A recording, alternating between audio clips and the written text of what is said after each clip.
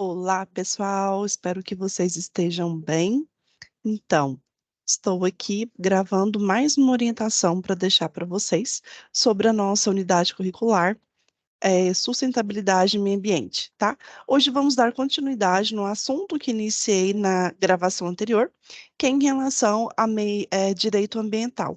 E hoje vamos falar um pouquinho sobre direito ambiental no Brasil e sobre a questão do poluidor pagador. Deixa eu só passar algumas orientações para vocês em relação às nossas atividades, né? Então, aqui temos a nossa sala, seguindo aqui nosso cronograma. Hoje, dia 19/5, deveríamos ter tido uma aula, né? Mas por conta do evento que está acontecendo, um evento realizado para vocês, feito, destinado com muitas atrações, várias palestras, né? Destinadas à área a fim de vocês. Então, hoje, especificamente, não aconteceu a nossa web por conta do evento. E conforme seguindo aqui a nossa programação, no dia 2/6, faremos então a nossa primeira web aula ao vivo, tá? Sem falta. Então, aqui, pessoal, iniciei as correções das atividades que vocês já fizeram, né? Vocês já fizeram Fórum 1. Para quem já fez, a atividade já está corrigida, disponível lá, a nota de vocês, podem estar conferindo. E também Fórum 2, para quem já fez a entrega, tá? Aqui estão as datas, né, dos términos. Pessoal, eu peço, por favor, que vocês entrem em contato comigo, aqueles que não conseguiram finalizar suas atividades, falem comigo, tá? Se você teve alguma dificuldade, se está tendo alguma dúvida, mas não deixem de fazer as atividades, ok? Então, deixa eu já compartilhar aqui com vocês.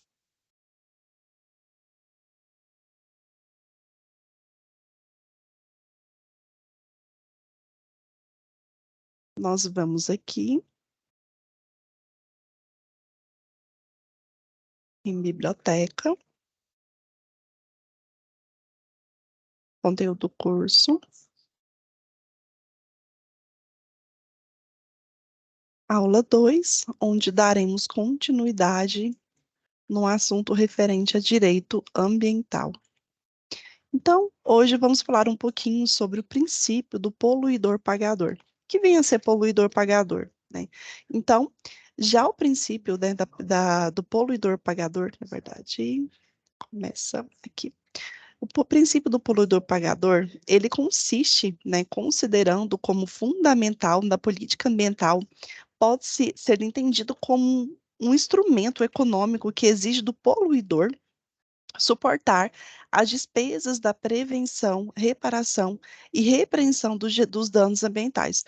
Ou seja, basicamente, aquele empreendimento, aquele empresário, aquela organização que realizou algum tipo de degradação ambiental, né, que realizou algum tipo de crime ambiental, degradou o meio ambiente, de certa forma, ele precisa ser responsabilizado por isso. Isso tem um nome. Se chama internalização da externalidade negativa. É o fato de que o gerador daquele impacto negativo que foi causado pelo meio ambiente, ele deve ser responsabilizado e arcar com o custo do dano socioeconômico. Ou seja esse dano ambiental e também um dano que prejudicou ali a sociedade. Por exemplo, uma empresa, uma indústria, né, que teve ali eh, os seus rejeitos, né, de produtos químicos despejados em algum córrego, algum manancial. Então, ao ser despejado, né, nesse córrego, nesse manancial, vai prejudicar, sim, ali, né, toda a fauna que existe, a fauna aquática daquele manancial. E vamos supor que se aquele manancial abastecer alguma população, né, que depende dele, ficará totalmente prejudicada. Então, dessa forma, trabalha-se o princípio do poluidor pagador, onde trata de internalizar as externalidades negativas, ou seja, responsabilizar, dar nomes, né, dar culpa, punir mesmo aquela organização, né, que, de certa forma, realizou alguma externalidade negativa para o meio ambiente e arcou ali, né, um dano socioambiental, né? E esse custo, ele é um custo que é socioeconômico, ou seja, se houver, né, ali alguma população, alguma sociedade que depende economicamente daquele meio ambiente que foi degradado, ela vai ficar prejudicada e dessa forma ela precisa ser ressarcida, né, de certa forma. E o meio de fazer o quê? Essa recuperação desse dano, né, que foi causado, é um documento chamado PRAD, né? O PRAD ele é chamado de Programa de Recuperação de Área Degradada, que é obrigatório, onde a organização, a indústria, né, de certa forma, precisa estar tomando ações e medidas, né, que recupere, minimize e mitiguem aquele dano ambiental causado ao meio ambiente.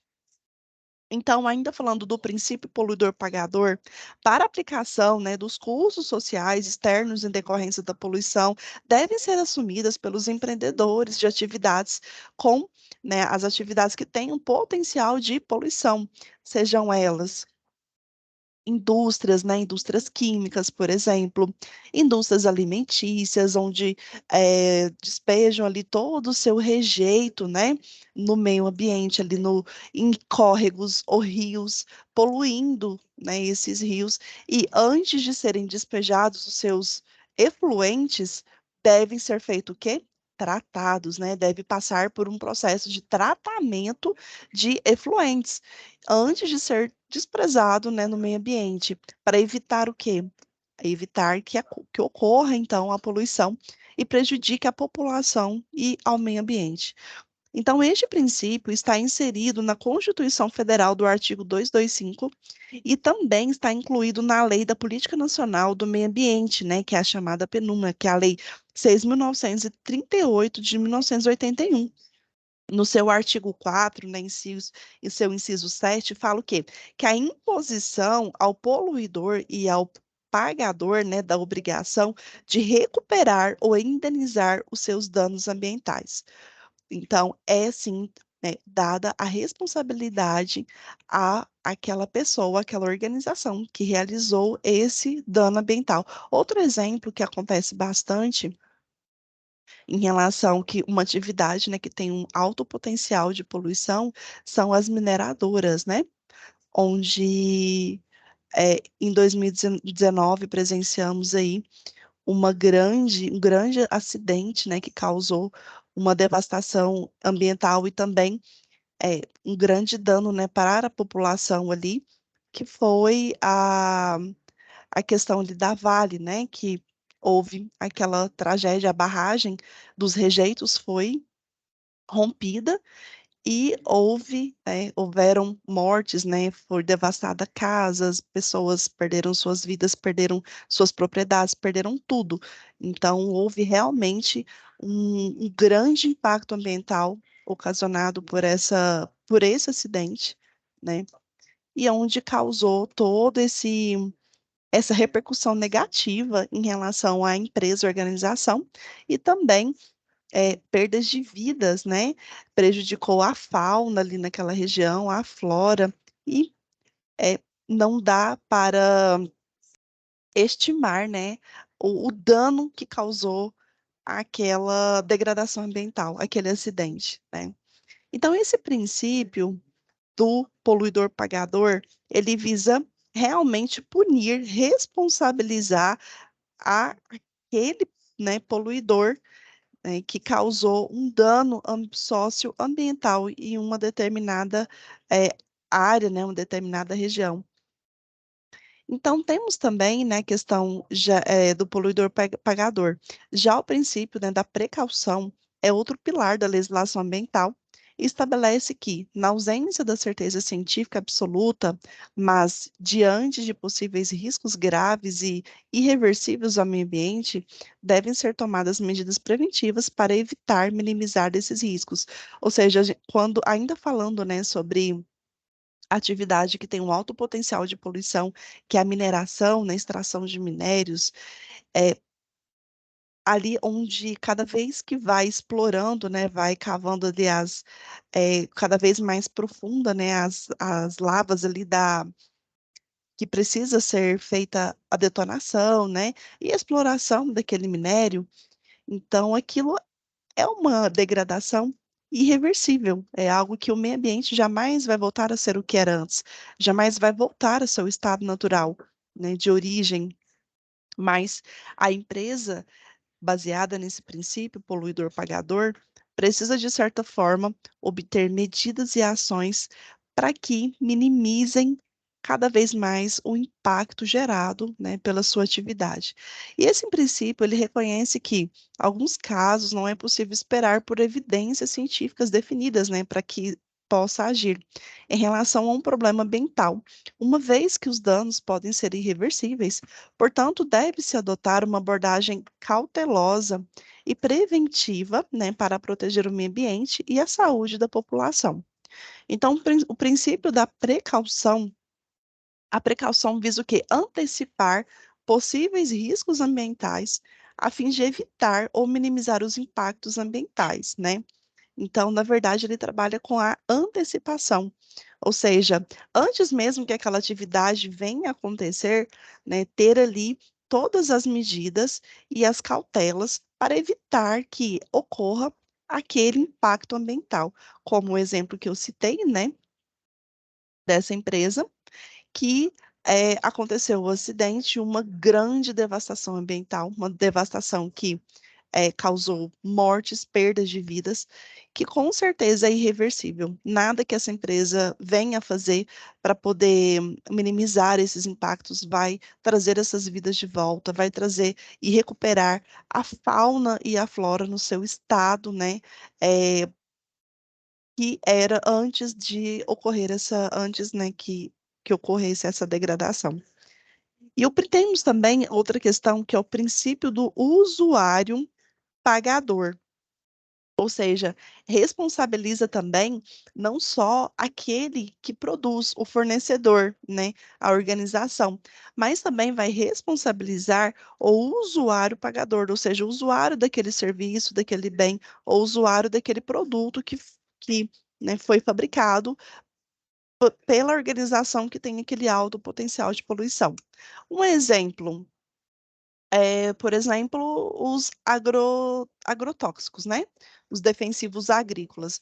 Vamos supor que eu seja uma produtora agrícola, né? Uma pequena produtora agrícola, e eu adquiro esses produtos, né? Para poder, defensivos, para poder aplicar ali na minha plantação.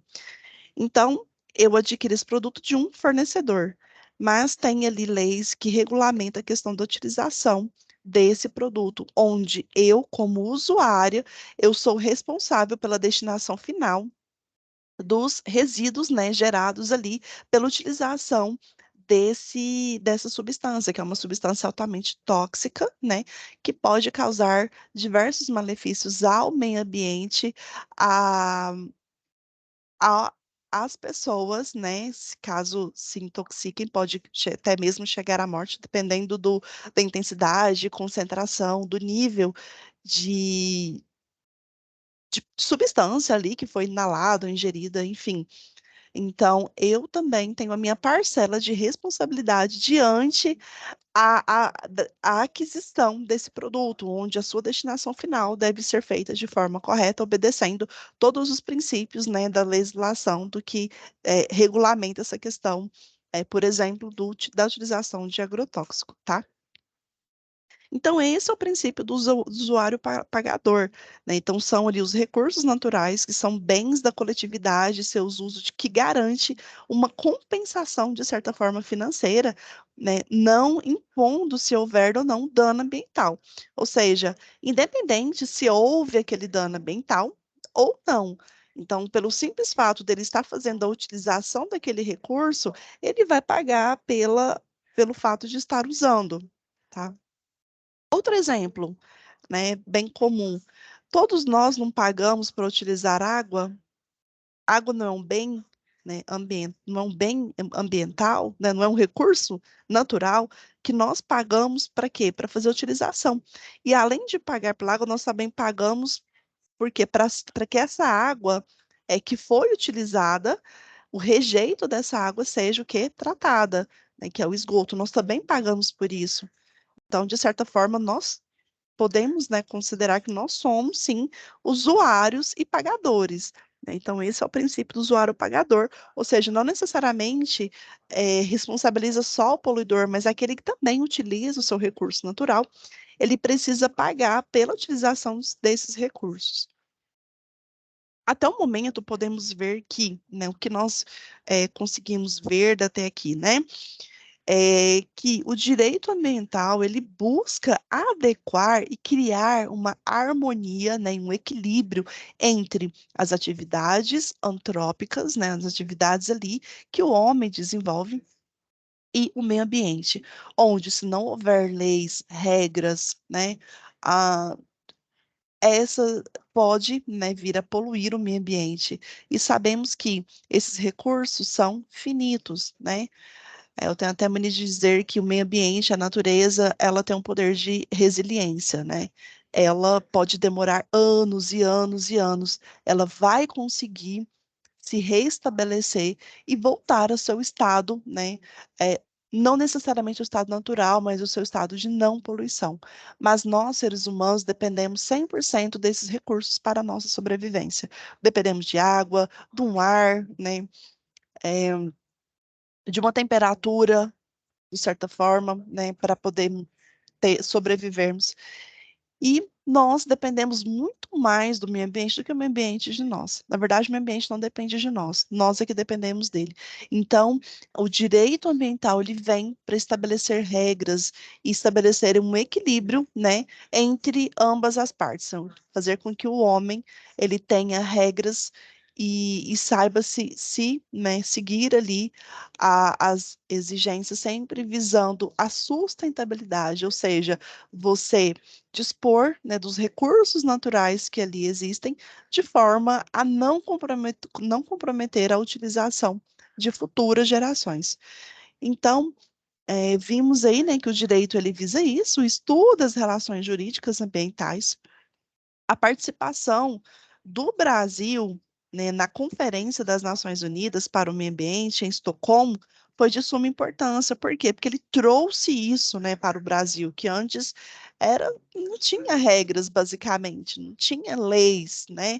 Então, trouxe essa questão da legislação ambiental de uma forma mais efetiva, né, mais rígida, a cobrança maior, né, estabeleceu um importante marco, não só no Brasil, mas mundial, mas foi das primeiras conferências que o Brasil participou, onde despertou as autoridades para a intensificação, né, do processo legislativo na busca da proteção e preservação do meio ambiente como um todo. E os princípios, né, caracterizadores do direito ambiental possuem o objetivo de orientar o desenvolvimento e aplicação de políticas ambientais, que servem como instrumento fundamental da proteção do meio ambiente, em consequência à vida humana. Então, como eu falei, a proteção do meio ambiente é de suma importância para que haja vida, né? Vida, né, como nós vimos lá em um vídeo, né, do nosso segundo fórum, onde fala que a Terra é simplesmente um pontinho e meio a uma, né, constelação ali, a vários outros planetas, mas nós ainda temos somente o planeta Terra para viver. Por mais que bilionários, né, vários pesquisadores e cientistas estão em busca de vida em outros planetas, né, ainda não foi evidenciado nenhuma vida em outro planeta capaz de suprir com as mesmas necessidades que nós temos aqui no nosso planeta hoje. Então, precisamos sim desse equilíbrio para que possamos continuar a, a nossa existência. E é, o princípio caracterizador, né, do direito ambiental possui o objetivo de orientar o desenvolvimento e aplicação de políticas ambientais, que serve como instrumento fundamental da proteção do meio ambiente, em consequência à vida humana, né? E uma questão muito importante, até uma literatura que eu recomendo que vocês façam, é o artigo 225 da Constituição Federal, né? A Constituição, que ela é de 1988, que ela é a nossa Carta Magna, né? Que é conhecida como a Constituição, né, do cidadão, que rege todo o ordenamento jurídico brasileiro. Ela fez 30 anos em 2018, né? E ainda assim é um documento importantíssimo, um marco do direito dos cidadãos, né? Nós brasileiros, onde temos ali uma série de direitos, né? Os nossos direitos e deveres. Então, ainda assim, tratando de direitos e deveres, especificamente o artigo 225 da Constituição, ele trata de direitos e deveres do meio ambiente, né? Onde no seu caput diz o seguinte, eu vou ler aqui para vocês. No seu caput, eu vou ler aqui para vocês. Aqui, deixa eu encontrar aqui.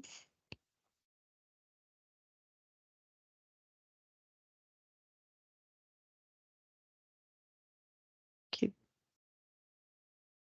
Deixa eu aumentar aqui para vocês. Olha só, falando do caput, né, do artigo 225, ele diz o quê? Que todos têm direito ao meio ambiente ecologicamente equilibrado, bem de uso comum do povo e essencial à sadia qualidade de vida, impondo-se ao poder público e à coletividade o dever de defendê-lo e preservá-lo para as presentes e futuras gerações. Então, é basicamente isso que eu já havia comentado com vocês, que é um direito de todos, né? Ter um meio ambiente ecologicamente equilibrado. Então, por que que nós, todos nós, temos direito, né, de ter um meio ambiente ecologicamente equilibrado, né? Qual é o direito de uma organização, de uma indústria tem, por exemplo, de poluir os rios, poluir os mananciais e assim deixando impróprio para a utilização de milhares de pessoas, né? Então, por isso que vem aí o direito ambiental para estabelecer regras e punir, de certa forma, esse poluidor, né? Bem de uso comum do povo e essencial à sadia qualidade de vida, ou seja, é um direito de todos, né? A sadia qualidade de vida. Por quê? Porque para ter qualidade de vida, dependemos sim do meio ambiente ecologicamente equilibrado, né? Dependemos de políticas públicas, de que o Estado faça realmente essa interferência para que a população, de certa forma, não seja prejudicada, impondo-se ao poder público e à coletividade o dever de defendê-lo e preservá-lo para as presentes e futuras gerações. Ou seja, é um direito meu usufruir, né, desses recursos, mas é um direito das futuras gerações também. Então, é por isso que, né, nós podemos observar em noticiários o tanto que é grave essa questão da poluição, porque pode comprometer o direito, né, dessas futuras gerações não usufruir desse mesmo benefício a qual nós hoje podemos usufruir de certa forma, não tanto quanto gerações anteriores a nossas, né? Mas enfim, tá aqui uma leitura que eu recomendo que vocês façam, tá? O artigo 225 da Constituição Brasileira. Voltamos aqui para nossa sala, pessoal. Então, eu peço que vocês façam uma leitura e eu vou estar gravando em um outro momento sobre a legislação, dando continuidade nesse assunto, né? Sobre a legislação ambiental no Brasil, onde vamos citar aqui as leis, né? Por exemplo, da Lei da Política Nacional do Meio Ambiente, que é a 6.938, onde tem várias leis, né? E regras em relação ao meio ambiente. Temos também a lei de crimes ambientais, ou seja, né, praticar contra o meio ambiente é crime. Tem uma lei que estabelece 9.605 de 1998. Temos também a lei da SNUC, que é o Sistema Nacional de Unidade de Conservação, tá? Temos a lei dos resíduos sólidos, ela é um pouco mais recente, ela é a lei 12.305 de 2010. Temos a lei da Mata Atlântica, né, que é a lei 11.428 de 2006. Então, vamos comentar um pouquinho sobre cada uma dessas leis e em um próximo momento estarei gravando outras orientações para vocês, tá ok? Voltando aqui para nossa sala, pessoal, deixa eu já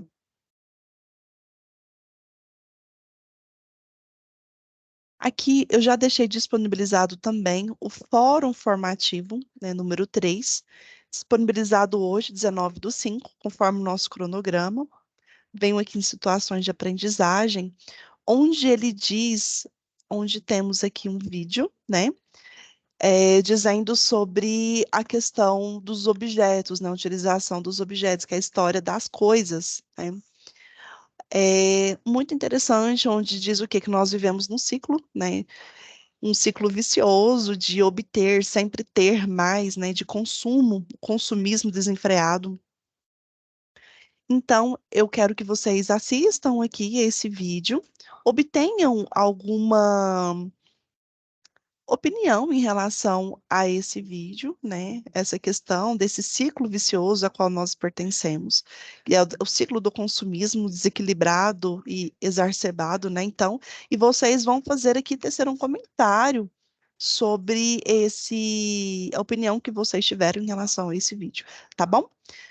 Pessoal, espero realmente ter ajudado e aguardo vocês na nossa próxima aula. E eu estarei fazendo outras gravações e orientações, tá bom? Forte abraço, até a próxima. Tchau, tchau.